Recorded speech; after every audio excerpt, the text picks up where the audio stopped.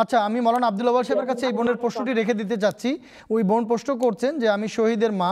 কোরআন শরীফে আলে ইমরানে 170 নম্বর আয়াতে আল্লাহ বলছেন, আর যারা আল্লাহর পথে নিহত হয়েছে তোমরা তাদের কখনো মৃত মনে করো না, বরং তারা তাদের প্রভু প্রতিপালকের সমীপে জীবিত এবং তাদেরকে রেজেক দেওয়া হচ্ছে।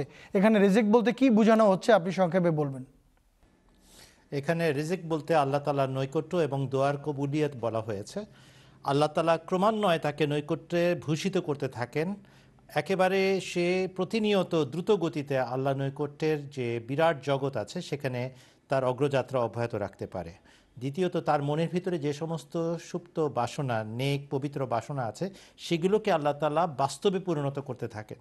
যেমন সে তার পিতামাতার জন্য শুভাকাঙ্ক্ষী, তার ভেতরে আছে যে আমি যদি আমার পিতামাতাকে আমার কাছে পেতাম তাহলে কত ভালো হতো। সেই জন্য আল্লাহ তাআলা তাদেরকে আধ্যাত্মিক উন্নতি দিয়ে তার জন্য প্রস্তুত করবেন।